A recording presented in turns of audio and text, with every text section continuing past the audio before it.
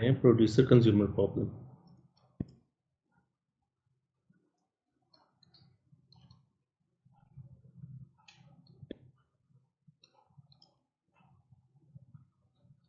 ये classical problem है, इसको हमने सॉल्व करना है यूजिंग सेमाफोर और म्यूटेक्स लॉक्स।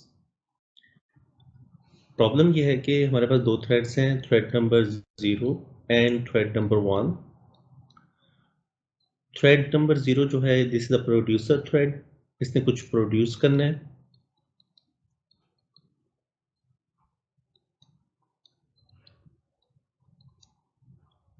इस फंक्शन से ये एक्सटेंड होगा। और दूसरा थ्रेड है हमारा कंज्यूमर।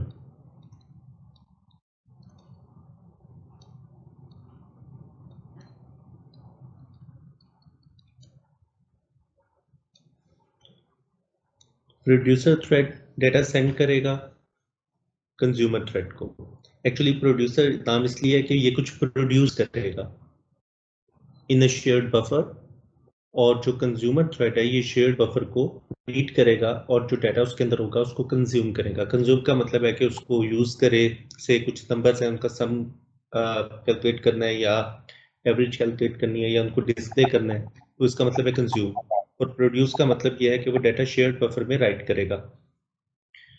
नाउ अब दो थ्रेड्स हैं हमारे पास। प्रोड्यूसर ने एक बफर है उसके अंदर राइट करना है, 10 एलिमेंट्स का से बफर है, आप n एलिमेंट्स का ले सकते हैं।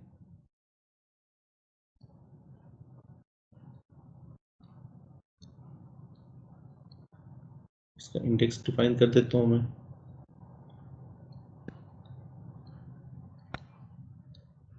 इसका नाम है बफर, एक एरे इंटीजर एलिमेंट का, उसका नाम है बफर। ओके, अब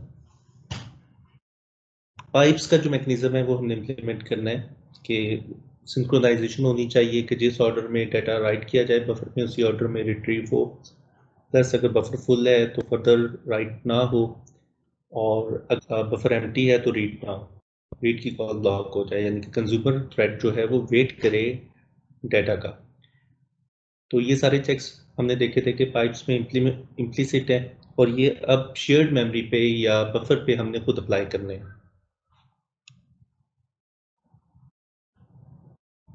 तो करना ये है, प्रोड्यूसर थ्रेड ने कुछ डाटा प्रोड्यूस करना है इन द कॉमन बफर और शेयर्ड बफर, और कंज्यूमर थ्रेड ने उस डाटा को रीड करना है। अब जिस ऑर्डर में राइट होना चाहिए उसी ऑर्डर में डाटा रीड होना चाहिए। अगर बफर फुल है तो फर्दर राइट नहीं होना चाहिए, बल्कि राइट की कॉल ब्लॉक हो जाए, प्रोड्यूसर थ्रेड ब्लॉक हो जाए। और इसी तरह अगर बफर एम्प्टी है तो कंज्यूमर थ्रेड ब्लॉक हो जाए। इसका कोड अब हमने लिखना है। तो प्रोड्यूसर और कंज्यूमर थ्रेड्स को हमने आपस में सिंक करना है। तो जी कहाँ से स्टार्ट करें? प्रॉब्लम क्लियर हो गया सबको कि प्रॉब्लम है क्या?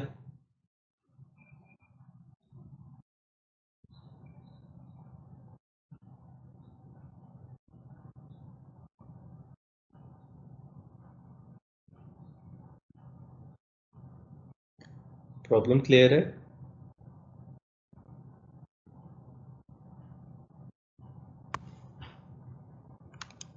जी yes sir. Sir. Okay, now अब प्रोड्यूसर का पार्ट ले लेते हैं। सबसे पहले प्रोड्यूसर को लिखते हैं। ओके, सबसे पहले मुझे चेक लगाना है कि अगर बफर एम्प्टी है, अगर एक भी एलिमेंट एम्प्टी है, अगर स्पेस है, तो ये प्रोड्यूस करे, अदरवाइज प्रोड्यूस ना करे बल्कि ब्लॉक हो जाए। क्या करूं?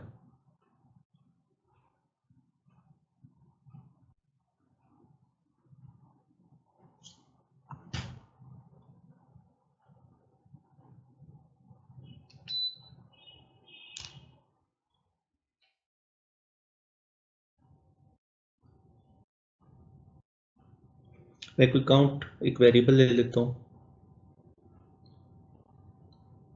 जो कि इनिशियली 0 है, जो ये चेक रखेगा कि कितने एलिमेंट्स राइट हो चुके हैं।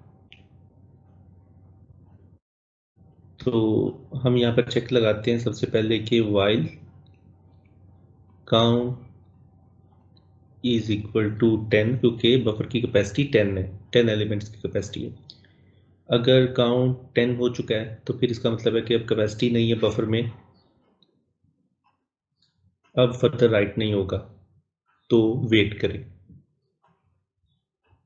अब प्रोड्यूसर फर्दर राइट नहीं कर पाएगा बफर में, इसका मतलब है कि बफर फुल हो गया है। तो प्रोड्यूसर ब्लॉक हो जाएगा यहाँ पर, बिल्कुल इसी तरह जैसे पाइप्स के अंदर अगर पाइप फुल हो जाए तो राइट की कॉल ब्लॉक हो जाती है। अगर काउंट 10 से लेस है तो ये लूप ब्रेक हो जाएगा, इसका मतलब है बफर में स्पेस है, तो अब बफर के अंदर राइट करेंगे।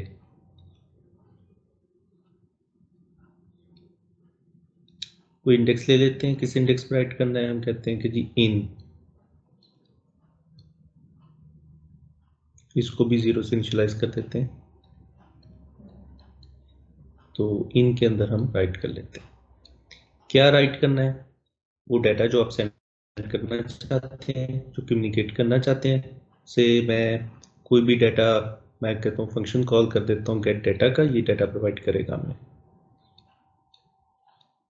मैंने फंक्शन एज्यूम कर लिया कि ये गेट डाटा का जो फंक्शन है डेटाबेस से या फाइल से या कहीं से भी गेट करके हर कॉल के ऊपर रिटर्न करेगा।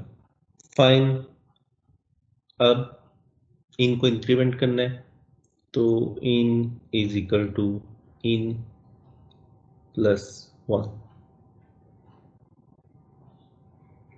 अब इन जो है वो इंक्रीमेंट होता चला जाएगा, 0 1 2 3 4 5 6 7 8 9, 9 के बाद 10 हो जाएगा, लेकिन हमें 10 नहीं करना, हम चाहते हैं 10 के बाद ये 0 हो जाए, यानी कि 9 से 0 पे चला जाए।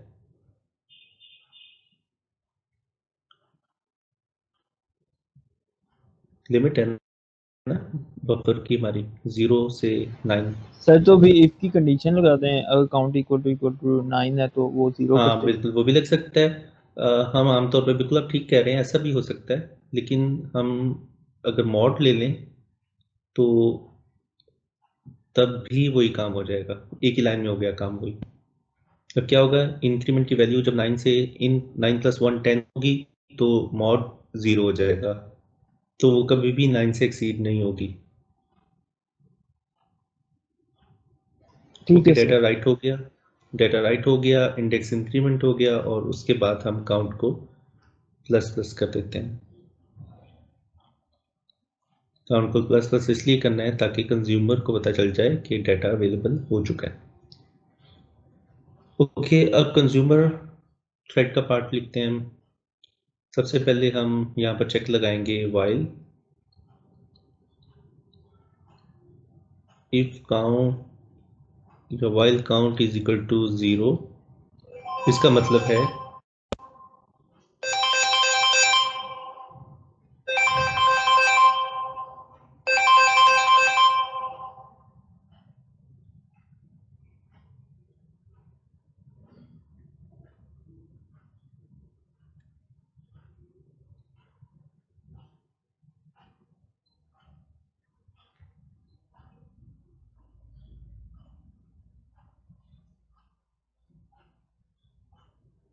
जस्ट मिनट से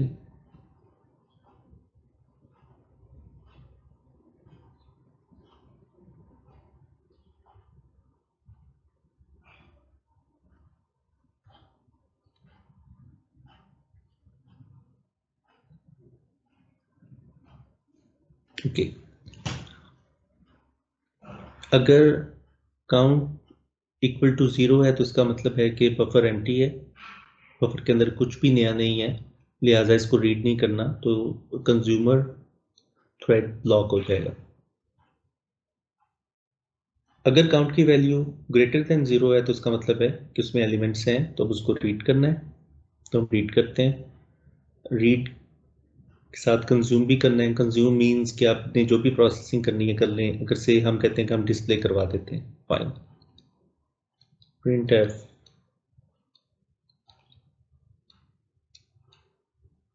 बफर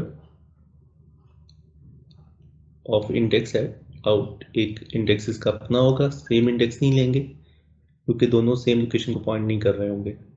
तो हम एक आउट ले लेते हैं।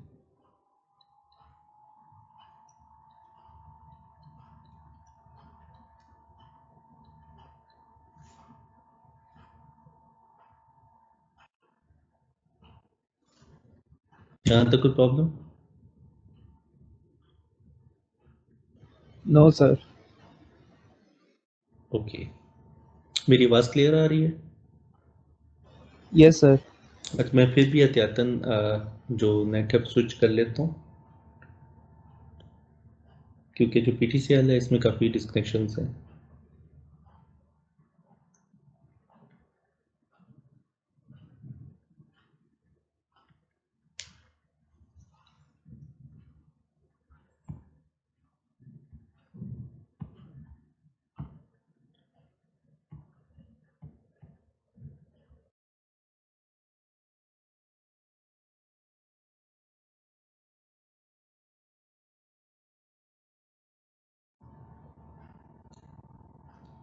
ओके,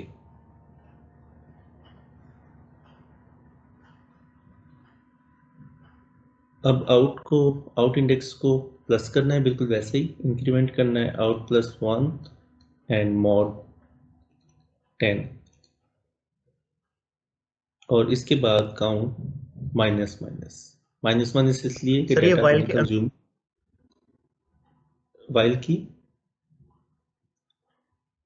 वाइल के अंदर है ना ये दो स्टेटमेंट, ये प्रिंट एफ और आउट इक्वल टू आउट +1। नहीं, वाइल के अंदर नहीं है, ये देखें सेमीकोलन लगा हुआ है, वाइल के अंदर नहीं है।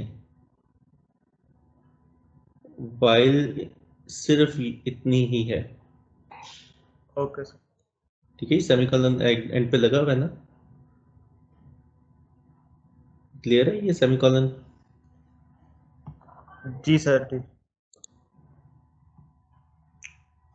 तो वाइल ये सिर्फ इसको कंट्रोल को स्टक करवाने के लिए, बिजी रखने के लिए है ये। ओके, अब होगा क्या, काउंट वेरिएबल जो है ये सिर्फ ये बताता है कि कितने एलिमेंट्स राइट हो चुके हैं, जो भी रीड नहीं हुए, तो सिर्फ ये उनका चेक रखता है। इनिशियली काउंट की वैल्यू 0 है, तो अगर कंज्यूमर थ्रेड पहले आ जाता है तो वो यहाँ पे रुक जाएगा, while count is equal to 0, condition true हो जाएगी और वाइल लूप में स्पिन होता रहेगा, वाइल लूप में स्पिन होता रहेगा, वो रीड नहीं करेगा। इसलिए रीड नहीं करेगा कि डाटा अभी प्रोड्यूस नहीं हुआ। ओके, प्रोड्यूसर थ्रेड आता है, वो चेक करता है count is equal to 10, condition false हो जाती है, लूप ब्रेक होता है, वो बफर में एट इंडेक्स इन यानी कि 0 पे राइट करता है, अपने इंडेक्स को राइट करने के बाद इंक्रीमेंट कर लेता है। यहाँ पे उसने राइट किया प्रोड्यूसर ने और अपने इंडेक्स को इंक्रीमेंट कर लिया, और साथ काउंट भी प्लस प्लस किया। जब काउंट प्लस प्लस होगा तो ही कंज्यूमर में ये लूप, ये जो स्पिन लॉक है ये ब्रेक होगा और डाटा कंज्यूम होगा, अदरवाइज ये स्पिन होता रहेगा। जिस ऑर्डर में राइट होगा उसी ऑर्डर में रीड होगा, क्योंकि हम इनको इंक्रीमेंट कर रहे हैं उसी ऑर्डर में, यानी कि वो इंक्रीमेंटल ऑर्डर में चल रहा है। फंक्शनली ये बिल्कुल ठीक है, लॉजिक बिल्कुल ठीक है। अब आपने देखना ये है कि कहीं पर म्यूचुअल एक्सक्लूजन तो नहीं चाहिए हमें, कहीं शेयर्ड वेरिएबल हो और हमें कोई म्यूचुअल एक्सक्लूजन चाहिए हो।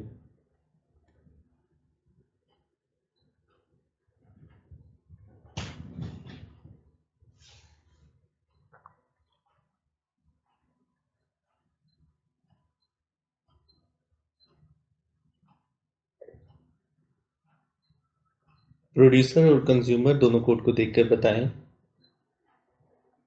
कि कहीं पर शेयर्ड वेरिएबल तो एक्सेस नहीं हो रहा। Yes sir. Sir count. Count, तो इसका मतलब है कि पॉसिबिलिटी है कि काउंट प्लस प्लस और count minus minus same time पर हो जाए, टाइम शेयरिंग से या इन पैरेलल। यस सर इन दोनों सूरतों पैरेलल में दोनों सूरतों में जो रिजल्ट्स होंगे वो अननोन होंगे, अनएक्सपेक्टेड होंगे। जो भी रिजल्ट होगा वो एक्सेप्टेबल नहीं होगा, वो इसको ठीक से चलने नहीं देगा। सो यहाँ पर हमें म्यूचुअल एक्सक्लूजन चाहिए। अब हम semaphore variable semaphore lock use कर सकते हैं, यानी कि बाइनरी सेमाफोर यूज कर सकते हैं या म्यूटेक्स यूज कर सकते हैं, इट्स अप टू यू। तो मैं यहाँ पर म्यूटेक्स यूज कर रहा हूँ, mutex lock acquire and release. Pseudo names हैं इनके, एक्चुअल नेम्स आप जब लैब करेंगे तब आपको बताए जाएंगे। एक्वायर एंड रिलीज, या आप वेट और आप बाइनरी सेमाफोर यूज कर सकते हैं, वेट ऑन सम वेरिएबल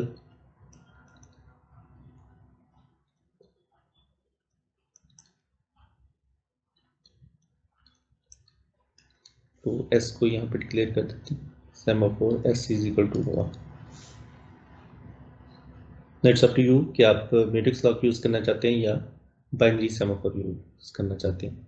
तो जहाँ पर म्यूटेक्स लॉक यूज होता है वहाँ पर बाइनरी सेमाफोर यूज हो सकता है, लेकिन काउंटिंग सेमाफोर को आप रिप्लेस नहीं कर सकते विद म्यूटेक्स लॉक।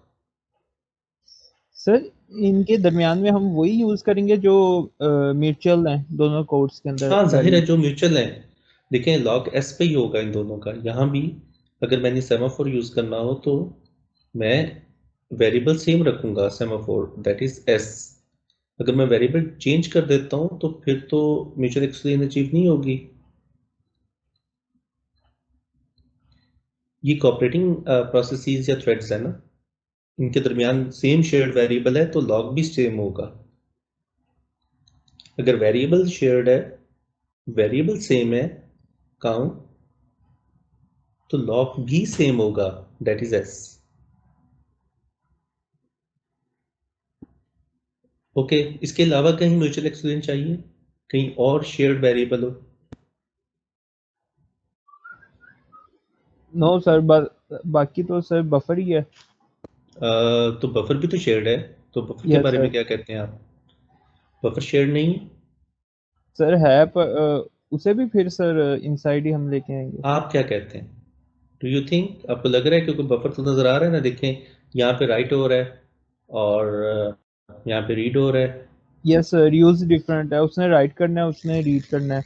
हम्म, लेकिन अगर इसको डीपली देखें तो जब राइट हो रहा होगा उस वक्त रीड नहीं हो रहा होगा, सेम लोकेशन रीड नहीं हो रही होगी, डिफरेंट लोकेशन रीड हो रही होगी। कैसे? इन इन पे राइट होता है और इन हमेशा लीड करेगा।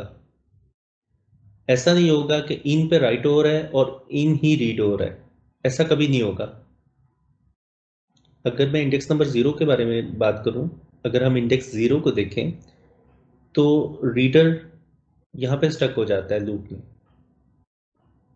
उस वक्त तक स्टक रहता है जब तक प्रोड्यूसर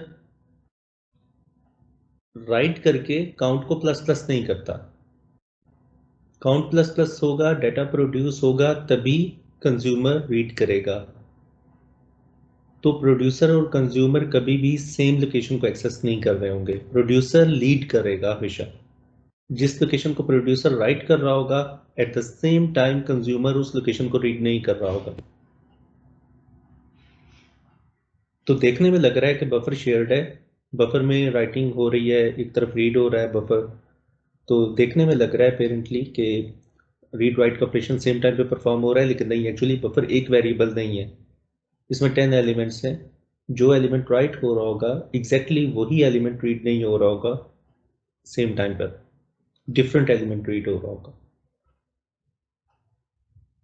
क्योंकि जब एलिमेंट रीड राइट होगा तभी काउंट प्लस प्लस होगा। इसको आप ट्राई रन करके देखें, सिर्फ इंडेक्स 0 के लिए करके देख लें, आपको क्लियर हो जाएगा ये। तो मैंने शुरू में करके दिखा दिया था आपको, ये जब मैंने यहाँ पर एक्सप्लेस किया था कि सबसे पहले राइट होगा, इंडेक्स प्लस प्लस होगा, काउंट प्लस प्लस होगा तो ही कंज्यूमर थ्रेड वाइल लूप से बाहर निकलेगा। अगर काउंट प्लस प्लस नहीं होता तो कंज्यूमर थ्रेड जो है वो स्टक रहेगा अपने वाइल लूप में, अपने स्पिन लॉक में स्टक रहेगा, उससे बाहर नहीं निकल पाएगा। तो नॉट्स फाइन। हाँ, अगर मल्टीपल प्रोड्यूसर होते हैं, ये तो मैंने राइट किया है, exactly one producer and one consumer, और ये नॉर्मली वाइल लूप में ही एग्जीक्यूट हो रहा होता है।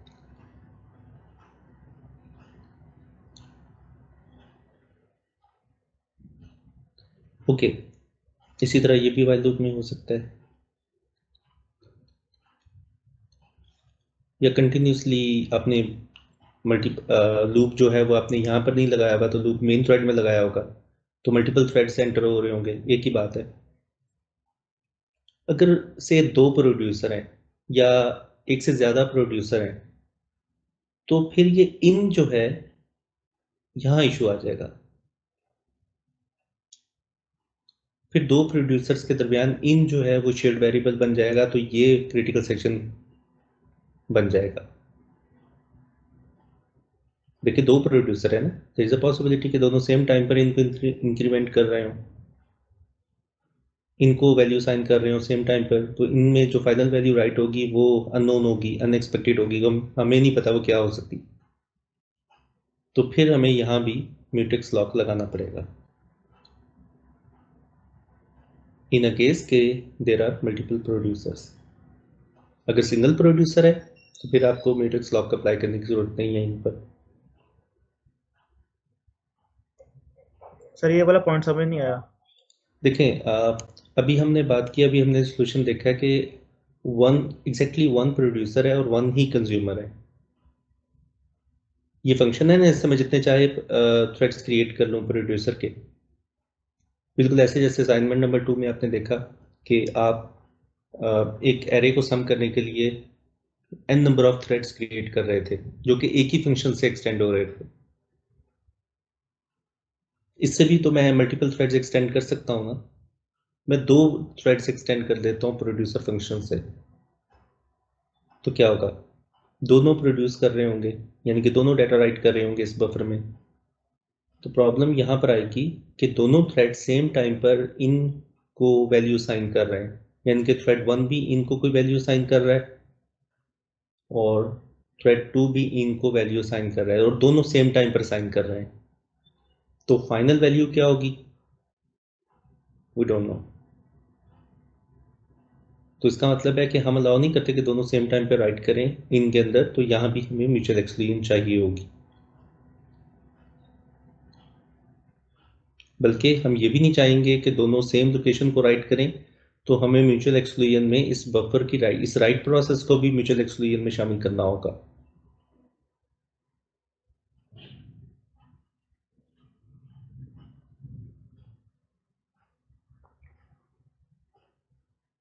मल्टीपल प्रोड्यूसर हो गए, दो प्रोड्यूसर हो गए, दोनों राइट कर रहे होंगे जहां इन पॉइंट कर रहा है। हम सेम लोकेशन को तो राइट नहीं करना चाहेंगे, हम चाहेंगे दो डिफरेंट लोकेशंस राइट हों। तो फिर हमें राइटिंग के प्रोसेस को भी, राइटिंग के कोड को भी म्यूचुअल एक्सक्लूजन में लाना होगा, इसे भी म्यूचुअली एक्सक्लूसिव बनाना होगा। तो this will become our critical section for multiple producers.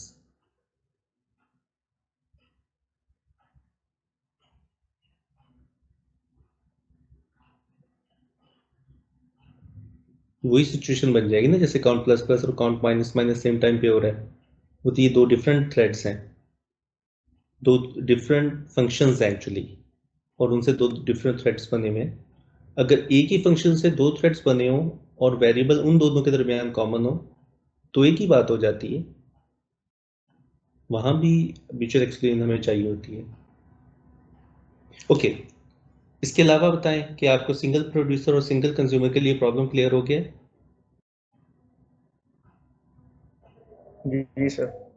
Okay, this is the producer consumer problem.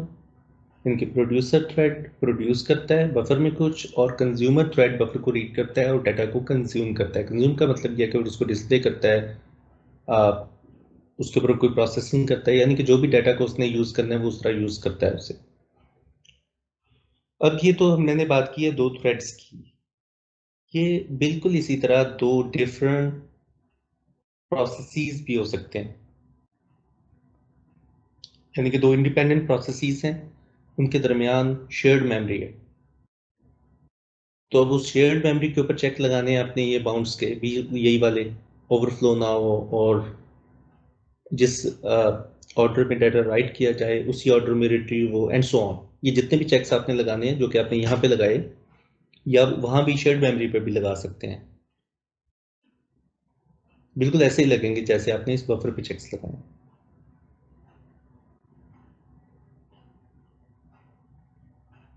Clear?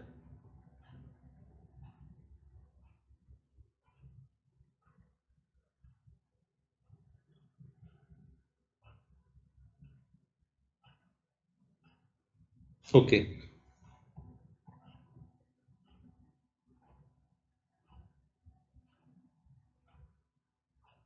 आगे चलते हैं। अब इसी को थोड़ा सा मॉडिफाई करते हैं।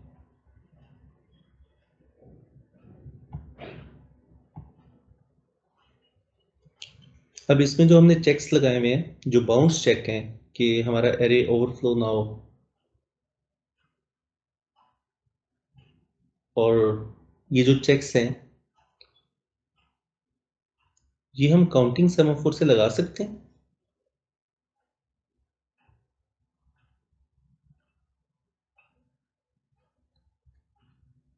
This is thread number 0 and thread number 1। यही जो अभी ये प्रोड्यूसर कंज्यूमर प्रॉब्लम देखा जिसके अंदर हमने चेक लगाए हुए थे, while count is equal to 10 और count is equal to 0, then do nothing in a loop. मैं चाहता हूं कि यही काम काउंटिंग सेमाफोर से हो। हमारे पास एक एरे बफर, वही जो लास्ट प्रॉब्लम में था, साइज उसका 10 है। तो अब मैं काउंटिंग सेमाफोर से वही अचीव करूंगा जो भी मैंने किया है। मैं देख कहता हूं कि इनिशियली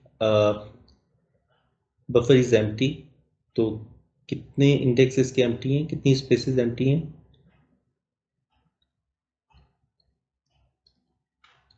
10। और फुल कितनी है? 0।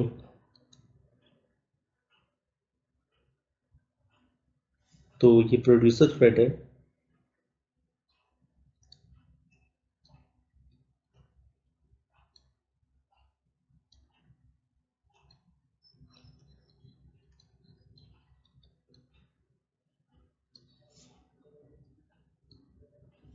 और इसी तरह ये कंज्यूमर थ्रेड है।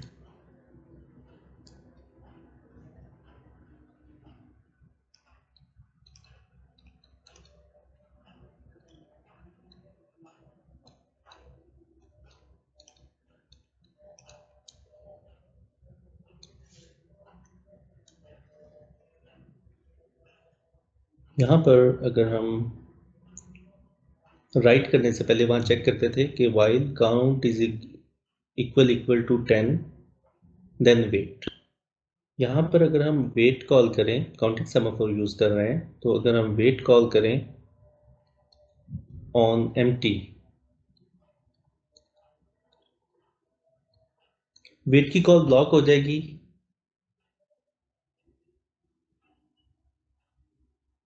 अगर एम्प्टी 0 होगा, क्योंकि वेट की डेफिनेशन हमने लास्ट क्लास में देखी थी कि अगर सेमाफोर वेरिएबल की वैल्यू लेस देन और इक्वल टू 0 हो तो कॉल ब्लॉक हो जाती है, वाइल में स्टक हो जाता है, कंट्रोल रिटर्न नहीं होता, अदरवाइज वेरिएबल डिक्रीमेंट हो जाता है।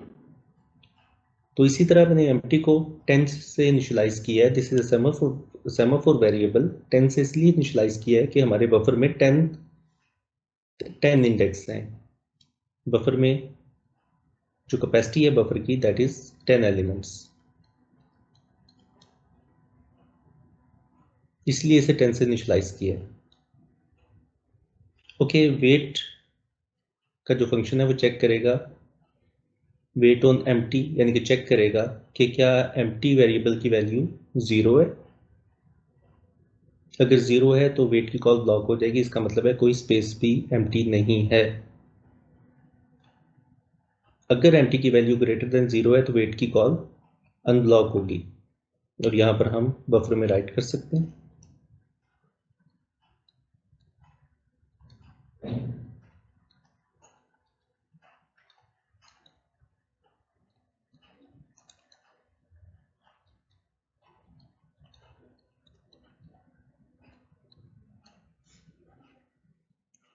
और जब हमने एक डाटा प्रोड्यूस कर लिया है तो हम सिग्नल कर देते हैं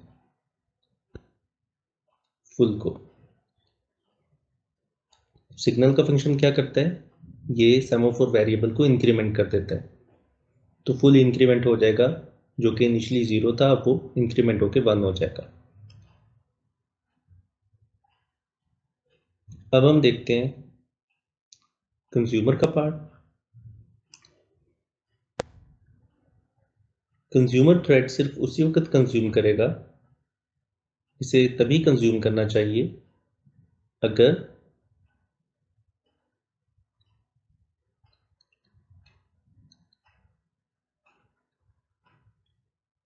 फुल नॉन जीरो वैल्यू है। अगर फुल की वैल्यू ग्रेटर देन 0 है तो तभी इसे कंज्यूम करना चाहिए, अदरवाइज ये वेट करे। अगर फुल की वैल्यू 0 होगी तो वेट की कॉल ब्लॉक हो जाएगी। इसका मतलब है कि कोई भी लोकेशन फुल नहीं है। वेट की कॉल अनब्लॉक तभी होगी अगर फुल की वैल्यू ग्रेटर देन 0 होगी, तो वो डिक्रीमेंट भी साथ हो जाएगी। फुल की वैल्यू अगर 1 है तो डिक्रीमेंट होकर 0 हो जाएगी और कंट्रोल भी रिटर्न हो जाएगा।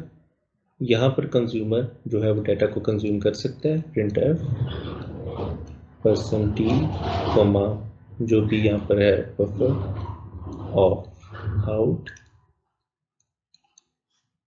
और यहाँ पर सिग्नल।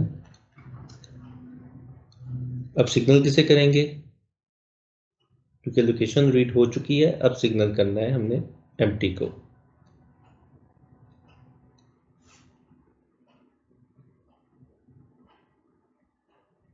तो इनिशियली मेथड समझ लें, एल्गोरिथम समझ लें कि इनिशियली है क्या। इनिशियली हमारे पास 10 स्पेसीज हैं और सारी एम्प्टी हैं, तो हमने एम्प्टी वेरिएबल को 10 किया हुआ है और फुल को 0 किया हुआ है।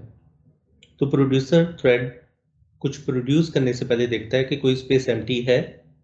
अगर एम्प्टी है तो वो प्रोड्यूस करता है, और प्रोड्यूस करने के बाद फुल को इंक्रीमेंट कर देता है, सिग्नल कर देता है।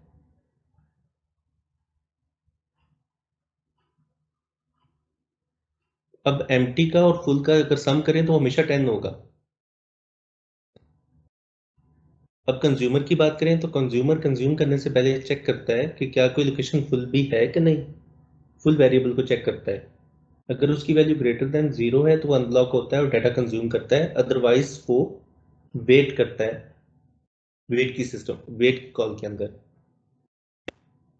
और जब वो डाटा रीड कर लेता है तो डाटा रीड करने के बाद सिग्नल को एम्प्टी को सिग्नल करता है, यानी कि उसने डाटा रीड कर लिया है, अब स्पेस क्रिएट हो चुकी है। तो this is the example of counting semaphore. वो जो बाउंस चेक थे जो उस बफर पे लगे हुए थे कि एरे आउट ऑफ बाउंड ना हो, ओवरफ्लो अंडरफ्लो के जो चेक्स थे, वो सारे के सारे हमने काउंटिंग सेमाफोर से इंप्लीमेंट कर लिए हैं। Now this problem is called, ये है तो वही बेसिकली तो प्रोड्यूसर कंज्यूमर प्रॉब्लम है, लेकिन चूंकि इसमें हमने काउंटिंग सेमाफोर को इंप्लीमेंट किया है, जो बाउंड्स पे चेक लगाया है यूजिंग काउंटिंग सेमाफोर, तो अब इस प्रॉब्लम का नाम हो गया है बाउंडेड बफर प्रॉब्लम।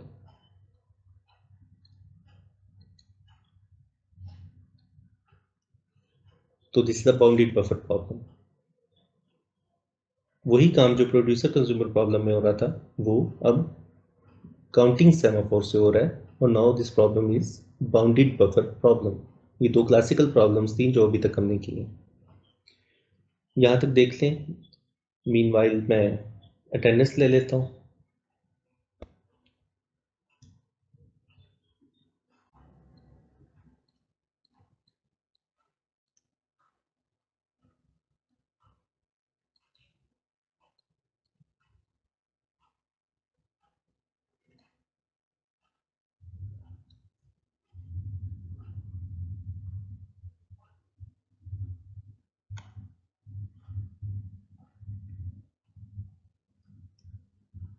ओके, हमारे पास कुछ राइटर थ्रेड्स हैं और कुछ रीडर थ्रेड्स हैं। से कि ये राइटर थ्रेड है हमारे पास,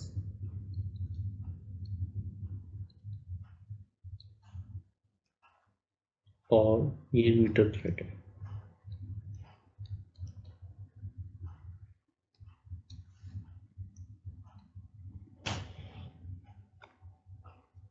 अब यहाँ पर म्यूचुअल एक्सक्लूजन चाहिए, क्योंकि एक राइटर अपने क्रिटिकल सेक्शन में एंटर हो सकता है। जब राइटर अपने क्रिटिकल सेक्शन में होगा उस वक्त कोई और राइटर या रीडर एंटर नहीं हो सकता। इसी तरह जब रीडर अपने क्रिटिकल सेक्शन में होगा तो कोई राइटर अपने क्रिटिकल सेक्शन में एंटर नहीं होगा, क्योंकि राइट का ऑपरेशन शेयर नहीं है ना रीडर के साथ ना राइटर के साथ। लेकिन रीड का ऑपरेशन रीडर्स के साथ शेयर्ड है, राइटर के साथ नहीं है लेकिन रीडर के साथ शेयर्ड है। इसका मतलब है कि मल्टीपल रीडर्स सेम टाइम पर रीड कर सकते हैं। और अगर मेरे पास मल्टीपल रीडर्स हैं, यानी कि इस तरह है कि एक राइटर थ्रेड है, फिर 2 रीडर्स हैं, देन एक राइटर थ्रेड है, फिर 3 रीडर्स हैं, देन एक राइटर है, तो मैं इन तमाम रीडर्स को सेम टाइम पर अलाउ कर सकता हूँ ये सब एंटर हो जाए। एक तरीका तो है 1 बाय 1 करें कि पहले राइटर आया, फिर ये रीडर आया, जब ये रीडर आउट होगा तो दूसरा रीडर एंटर होगा, ये आउट होगा, एग्जिट होगा तो फिर राइटर एंटर होगा, राइटर एग्जिट होगा तो फिर ये रीडर एंटर होगा, ये रीडर एंटर होगा, ये रीडर एंटर होगा। एक तरीका तो ये है कि 1 बाय 1 सबको अलाउ करें, टाइम वेस्ट होगा, स्पीड स्लो होगी। कि रीड का ऑपरेशन शेयर्ड है, तमाम रीडर सेम टाइम पे रीड कर सकते हैं, फिर भी हम तमाम रीडर्स को 1 बाय 1 एंटर कर रहे हैं। तो ऐसा क्यों नहीं करते, हमारा सोल्यूशन ऐसा क्यों नहीं होता कि हम तमाम रीडर्स को अलाउ कर दें कि वो इकट्ठे अपने क्रिटिकल सेक्शन में एंटर हो जाएं, जब तक एक भी रीडर अपने क्रिटिकल सेक्शन में है राइटर एंटर ना हो। हाँ, जब तमाम रीडर्स आउट हो जाएं फिर राइटर एंटर हो, और जब तक राइटर अपने क्रिटिकल सेक्शन में है कोई रीडर एंटर ना हो।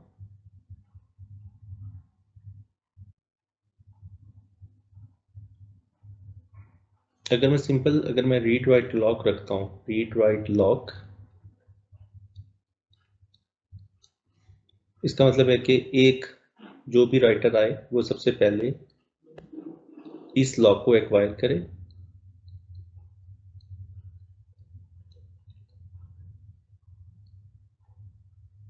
और फिर जो भी उसने राइट करना है यहाँ पे राइट करे अपने क्रिटिकल सेक्शन में, और राइट करने के बाद एग्जिट सेक्शन में इस रीडर राइटर लॉक को रिलीज करते हैं। और यही काम अगर मैं यहाँ पे कर लूँ, wait reader writer lock reading and signal reader read write lock, solution बिल्कुल ठीक है, लेकिन इसमें 1 बाय 1 सब एंटर हो रहे हैं। अगर मल्टीपल रीडर सेम टाइम पर आ जाते हैं, रीडर रीडर रीडर रीडर, तो ये 1 बाय 1 एंटर होंगे। पहले एक रीडर एंटर होगा, वो एग्जिट होगा तो दूसरा रीडर एंटर होगा, वो एग्जिट होगा तो तीसरा एंटर होगा, एंड सो ऑन। जबकि रीड का ऑपरेशन शेयर्ड है रीडर्स के साथ, तो मैं इन तमाम रीडर्स को इकट्ठे भी एंटर कर सकता हूँ, लेकिन मेरा ये वाला जो सोल्यूशन है ये अलाउ नहीं कर रहा, ये सोल्यूशन अलाउ नहीं कर रहा। इस सोल्यूशन के मुताबिक एक वक्त में सिर्फ एक रीडर ही एंटर हो सकता है। तो रीडर राइटर प्रॉब्लम के अंदर हमने मल्टीपल रीडर्स को एंटर करवाना है।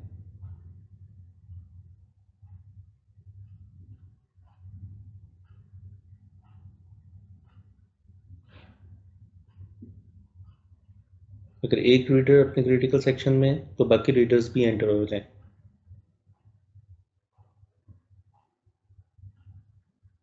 जब तक एक भी रीडर अपने क्रिटिकल सेक्शन में राइटर एंटर नहीं होगा, जब तमाम रीडर्स आउट हो जाएंगे अपने क्रिटिकल सेक्शन से तो राइटर एंटर होगा। जी क्या करें? ये रीडर का जो सोल्यूशन है ये तो ठीक नहीं है, ये तो 1 बाय 1 एंटर करवा रहा है और हमने 1 बाय 1 एंटर नहीं होने देना। मतलब कि 1 बाय 1 एंटर ना, सारे रीडर्स इकट्ठे एंटर हो। क्या करें?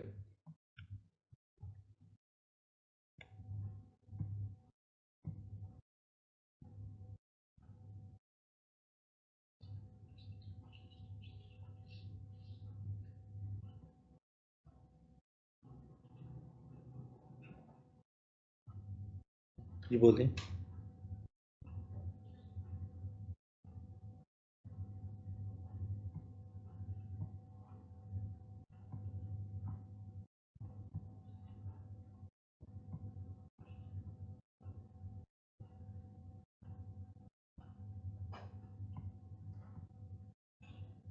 राइटर का पार्ट बिल्कुल ठीक लिखा हुआ है, हमने सब रीडर में चेंजिंग करनी है कि मल्टीपल रीडर्स एंटर हो सकें।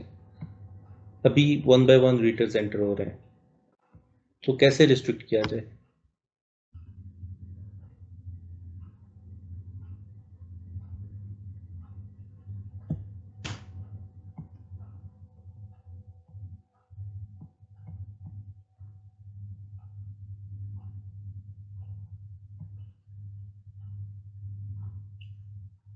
हमें कैसे पता चलेगा कि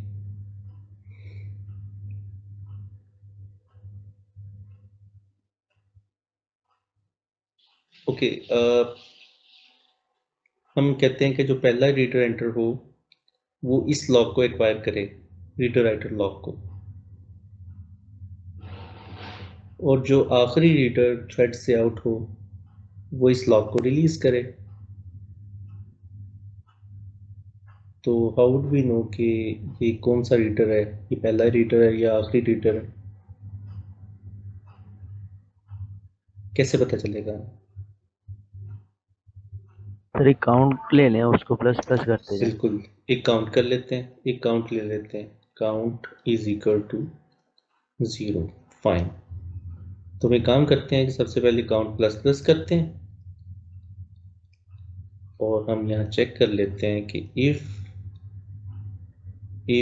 काउंट इज इक्वल टू 1, इसका मतलब है ये फर्स्ट रीडर है। तो फर्स्ट रीडर का काम है कि रीडर राइटर लॉक को सेट करे।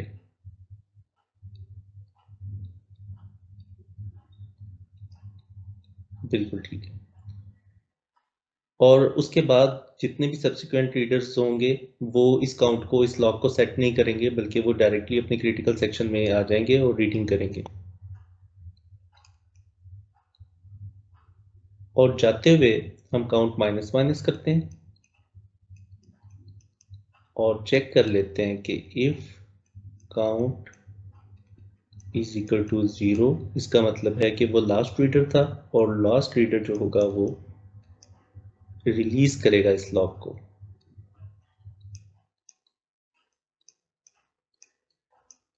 Fine, that's fine. बेसिक जो लॉजिक है वो हमने इम्प्लीमेंट कर ली। जो पहला रीडर आएगा वो इस लॉक को एक्वायर कर लेगा ताकि कोई राइटर एंटर ना हो सके, और उसके बाद जितने भी रीडर्स आएंगे वो डायरेक्टली एंटर होते रहेंगे अपनी क्रिटिकल सेक्शन में। और जब सारे रीडर्स एग्जिट हो रहे होंगे तो जो लास्ट रीडर होगा उसकी रिस्पॉन्सिबिलिटी है कि वो लॉक को रिलीज करे। तो हमने ये लॉजिक लिख ली।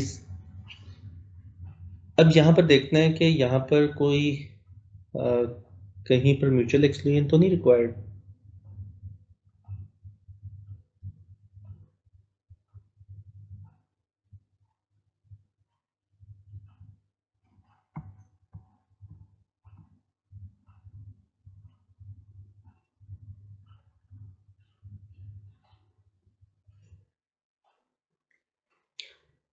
ये भी तो हो सर सकता है कि दो ये जो रीडर्स जो हैं काउंट प्लस वो प्लस है, सेम वेरिएबल एक्सेस कर रहे हैं। देखिए काउंट प्लस प्लस ऐसा हो सकता है कि एक रीडर काउंट को प्लस प्लस कर रहा हो और एट द सेम टाइम एक थ्रेड काउंट को माइनस माइनस कर रहा हूँ, यानी कि एक रीडर एंटर हो रहा है और एक रीडर एग्जिट हो रहा है, और जो एंटर हो रहा है वो काउंट प्लस प्लस कर रहा है और जो एग्जिट हो रहा है वो काउंट माइनस माइनस कर रहा है। तो ये दोनों सेम टाइम पे हो रहे हैं। इसका मतलब है कि यहाँ पर हमें एक म्यूटेक्स लॉक चाहिए होगा। म्यूटेक्स इज इक्वल टू 1, तो यहाँ पर हम वेट लगा देते हैं म्यूटेक्स और सिग्नल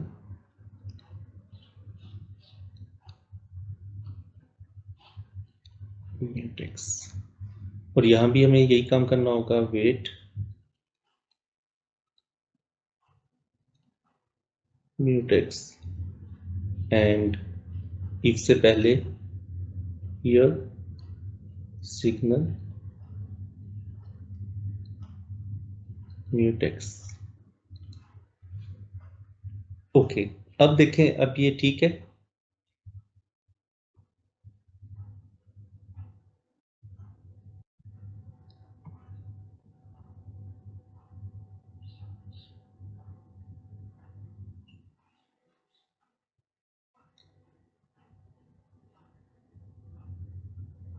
ओके, पहला थ्रेड एंटर हुआ, उसने म्यूटेक्स लॉक को एक्वायर किया,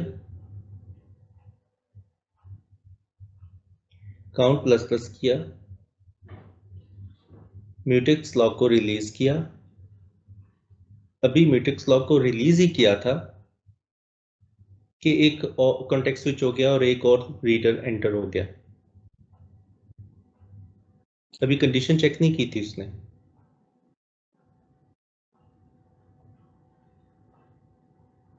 दूसरा रीडर आया, उसने म्यूटेक्स लॉक एक्वायर किया, काउंट को प्लस प्लस किया, सिग्नल को रिलीज किया, म्यूटेक्स को सिग्नल किया, कॉन्टेक्स्ट स्विच हुआ, कंट्रोल वापस पहले रीडर के पास गया, काउंट की वैल्यू अब इंक्रीमेंट होके 2 दफा इंक्रीमेंट होके 2 हो चुकी है। पहले रीडर ने चेक किया count is equal to 1, no, condition false होगी। वो रीडर राइटर लॉक को एक्वायर किए बगैर एंटर हो गया क्रिटिकल सेक्शन में। इसी तरह दूसरा रीडर वो भी कंडीशन को चेक करेगा, उसकी में भी कंडीशन फॉल्स हो जाएगी क्योंकि काउंट 2 हो चुका है, तो वो भी रीडर राइटर लॉक को सेट किए बगैर एंटर हो जाएगा।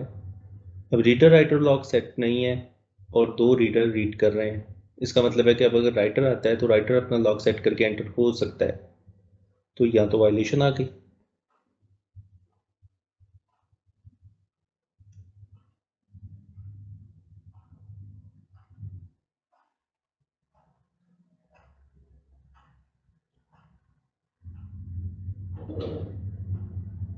यहां पर कॉन्टेक्स्ट स्विच करें जहां पे स्टैटिक लगा रहा हूं मैं। आप कहेंगे 2 थ्रेड्स आते हैं, पहला थ्रेड काउंट प्लस प्लस करता है और जहां मैंने स्टैटिक लगाया है यहाँ पे कॉन्टेक्स्ट स्विच हो जाता है और दूसरा रीडर आता है और वो भी काउंट प्लस प्लस करता है और इस स्टैटिक वाली जगह पे फिर कॉन्टेक्स्ट स्विच हो जाता है, तो क्या होगा?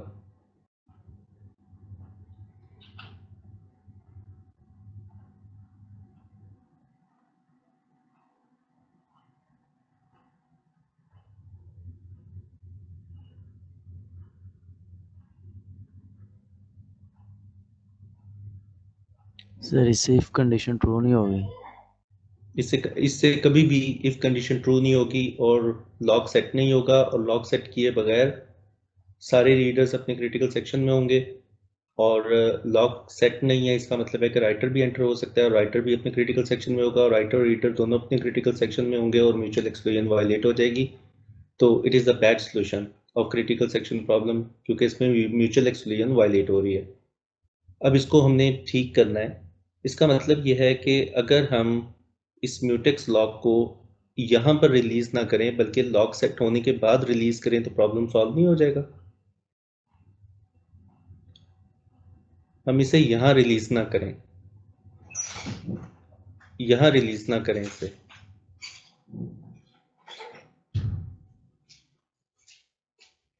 तो हम इसे आगे लेकर आ रहे हैं। और इसी तरह सिग्नल में भी रिलीज करते वक्त काउंट माइनस माइनस में भी यही प्रॉब्लम है कि इफ की कंडीशन ट्रू नहीं होगी और लॉक को कोई भी थ्रेड फ्री नहीं करेगा जाते हुए और डेड लॉक आ जाएगा।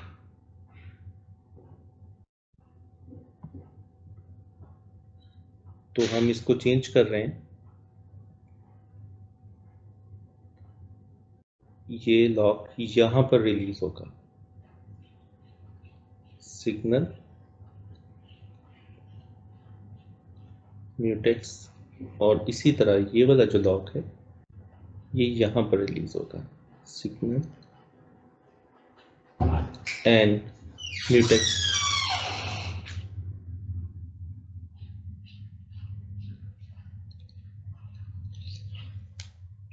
यहां तक मुझे बताएं कोई प्रॉब्लम?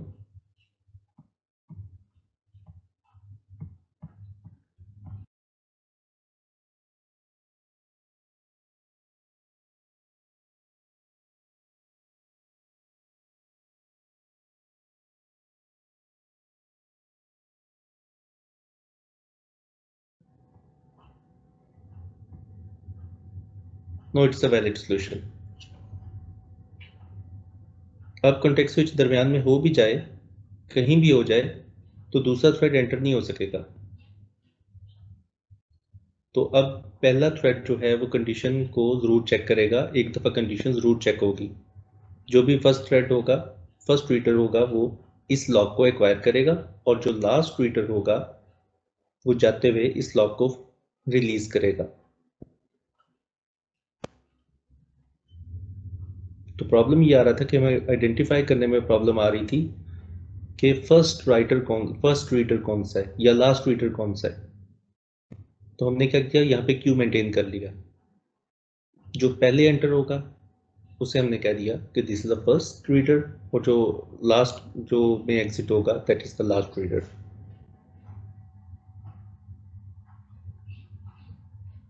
अब इसको देखें कि अगर हमारे पास रीडर हैं, reader, writer, then reader, reader, reader, writer, reader, reader, अगर इस ऑर्डर में हमारे पास हैं तो ये दोनों रीडर्स एंटर हो जाएंगे, राइटर एंटर नहीं हो सकेगा, ये तीनों रीडर्स एंटर हो जाएंगे, और ये राइटर भी एंटर नहीं हो सकेगा, देन नेक्स्ट टू रीडर्स ये एंटर हो जाएंगे।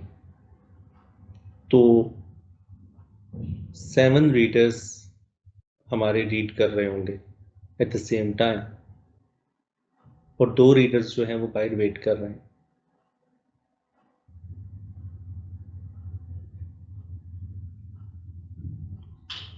अगर हर वक्त कोई ना कोई रीडर मौजूद रहता है,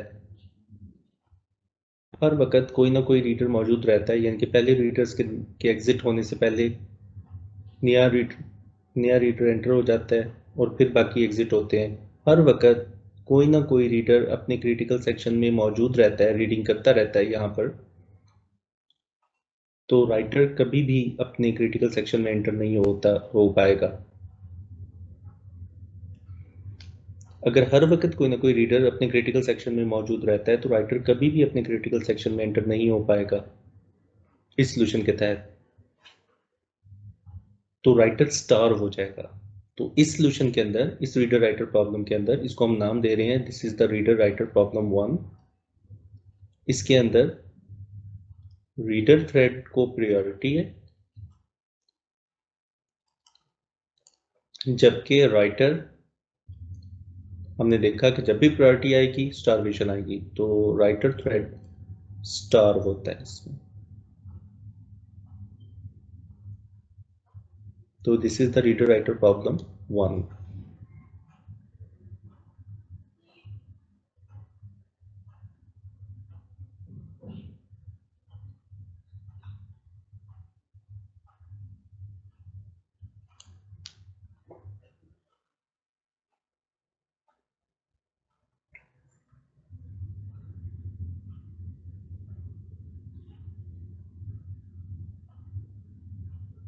जी, यहाँ तक कुछ चीज़ ऐसी जो क्लियर ना हुई हो, कोई प्रॉब्लम?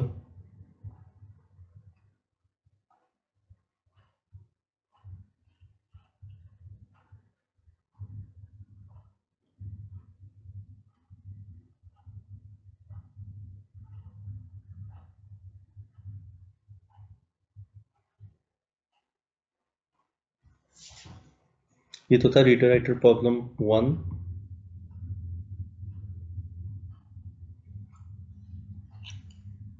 इसके अलावा रीडर राइटर प्रॉब्लम 2 और 3 है। प्रॉब्लम 2, इसके अंदर हम राइटर को प्रायोरिटी देते हैं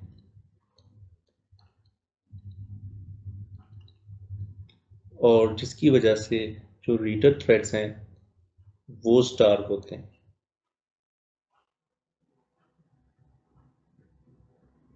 देन हमारे पास reader writer thread reader writer problem 3 है, जिसमें कोई प्रायोरिटी नहीं है बल्कि क्यू मेंटेन होता है और इसमें स्टारवेशन नहीं है, स्टारवेशन फ्री है। ओके, रीडर राइटर प्रॉब्लम 2 में किस तरह प्रायोरिटी है रीडर को? अगर हम कहते हैं कि दो रीडर्स हैं, then writer reader reader writer and reader reader reader writer, तो राइटर को किस तरह प्रायोरिटी है कि हम कहते हैं अगर कोई एक भी राइटर मौजूद है तो रीडर एंटर ना हो, बल्कि हम प्रायोरिटी दें राइटर को। पहले ये वाला राइटर एंटर होगा, फिर सेकंड राइटर एंटर होगा। अगर ये सारे के सारे टाइम t0 के ऊपर मौजूद हैं तो पहले ये राइटर एंटर होगा, then second writer, then third writer. In short के हर वक्त कोई ना कोई राइटर थ्रेड मौजूद रहे, कोई ना कोई राइटर मौजूद रहे, तो रीडर कभी भी एंटर नहीं हो पाएगा और रीडर स्टार्व हो जाएगा।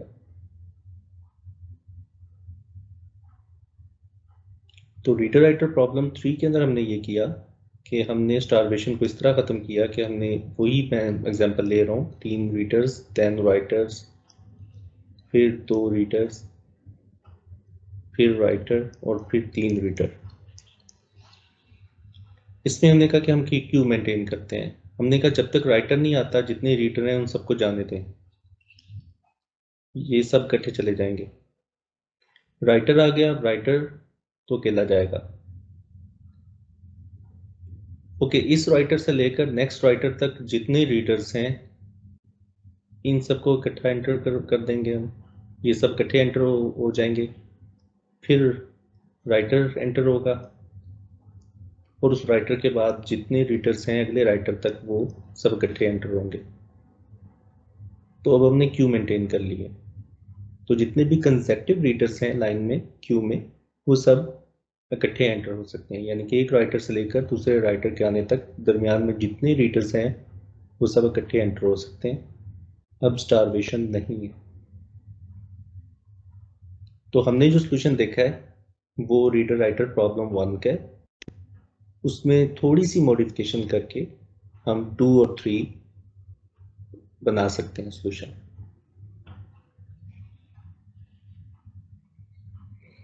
तो आज के लेक्चर में हमने प्रोड्यूसर कंज्यूमर प्रॉब्लम देखा, फिर उसको हमने बाउंस चेक्स को रिप्लेस किया with counting semaphore. Bounce check को हमने काउंटिंग सेमाफोर से इंप्लीमेंट किया तो वो बाउंडेड बफर प्रॉब्लम बन गया। तीसरा हमने जो क्लासिकल प्रॉब्लम देखा वो है रीडर राइटर प्रॉब्लम, जहाँ पर हम मल्टीपल रीडर्स को अलाउ करेंगे कि वो रीड कर लें सेम टाइम पर। तो यहाँ पर हमने 3 वेरिएशन देखी रीडर राइटर प्रॉब्लम 1, जिसके अंदर रीडर्स को प्रायोरिटी है और राइटर्स स्टार्व होते हैं। रीडर राइटर प्रॉब्लम 2, जिसके अंदर राइटर को प्रायोरिटी है जिसकी वजह से रीडर स्टार्व होते हैं। और रीडर राइटर प्रॉब्लम 3, जिसमें हम क्यू मेंटेन करते हैं। हम कहते हैं कि जितने भी रीडर्स आए हैं वो सब इकट्ठे एंटर हो जाएं, कंसेक्टिव रीडर्स इकट्ठे एंटर हो जाएं, लेकिन अगर दरमियान में राइटर आ गया तो फिर राइटर एंटर होगा। तो क्यू के अंदर जितने भी कंसेक्टिव रीडर्स हैं वो इकट्ठे एंटर हो सकते हैं अपने क्रिटिकल सेक्शन प्रॉब्लम में। तो ऐसा करने से स्टारवेशन खत्म हो जाएगी। हमारा एक क्लासिकल प्रॉब्लम रह गया है, that is the dining philosopher problem, और उसके बाद हमारा चैप्टर यहाँ पर एंड हो जाएगा। जी, आज के लेक्चर में कोई ऐसी चीज जो आपको समझ ना आई हो?